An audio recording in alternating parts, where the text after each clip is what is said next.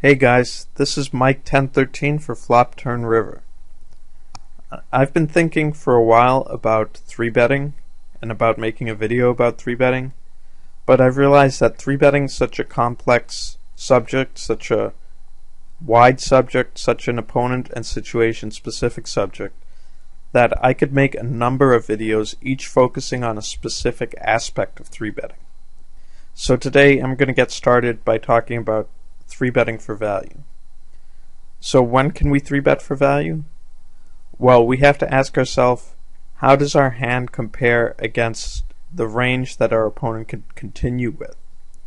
This is important. It doesn't really matter what his opening range is. His range for continuing has to be worse than our hand, otherwise our 3-bet has no value. If we 3-bet and only get called by hands that beat us, or mostly get called by hands that beat us, then it's hard to see how this could in any way be a 3-bet for value. So how do we determine what our opponent's range for continuing is?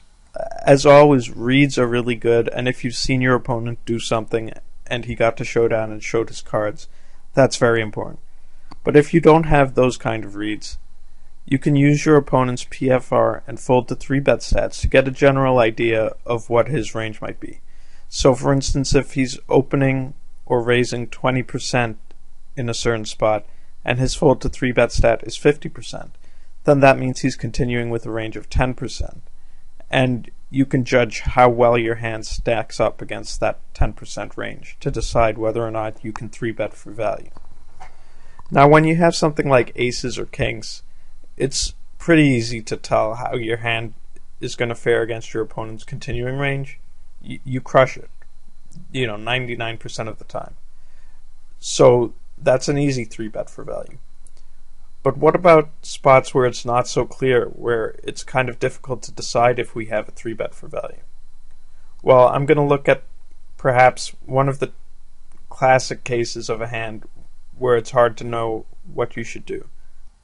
I'm going to look at pocket jacks. So let's take a look at a couple of example hands here. Alright, let's take a look at the stats that I have up here in the HUD. First number VPIP, second number PFR, third number is 3-bet, and in the pop-up there we have fold to 3-bet on the bottom right. Now let's take a look at the action here at this 25 NL full ring cash game table. So we get a raise and a cold call, and it's on us with jacks. Now let's take a look at these players. The first guy, the open raiser, he looks like an aggressive fish. He has a 20% PFR, so his range is kind of wide here. Let's take a look at his fold to 3-bet. It's only 8%, or 1 out of 13 times, that he's folded to a 3-bet. I think we can safely conclude that he's continuing with a very wide range. And then whatever range the cold caller is continuing with, that can only help us as well. Let's look at his fold to 3-bet percent. Okay, so his is only 20% over a very small sample. But both of these players display the tendency that they like to call, they have wide ranges, so I think we're getting a lot of value here when we 3-bet with jacks. So I did go ahead and 3-bet to 4 times the size of the opening raise. In general, you want to 3-bet to at least 3 times the size of the raise, plus you want to add a little bit extra for each cold caller that there is. Let's go to the next hand. Okay, the next hand happens at a 4NL cash game, and we get a limp by a fish and a raise by a very nitty player, and it's on us, and we have to decide what we want to do. Well, this guy really isn't it. His PFR is only 6%.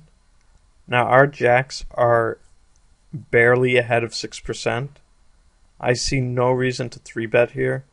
If we 3-bet, and let's look at his fold to 3-bet percent, it's 64%. Small sample, but he's folding some of the time, or the majority of the time. If we 3-bet here, all we're doing is narrowing his range to continue to hands that beat us. There's no point to do this. If we 3-bet here, it's not for value at all. And Furthermore, if we 3-bet, we might lose the fish, and we want to play as many pots as possible against a 41-1 guy. So here I think the correct play by far is to cold call. And you might be wondering, well, then how do we exploit a guy who's folding so often? Well, we'll talk about that in the next video in this series, where we're going to be discussing 3-betting as a bluff. Until then, take care, guys.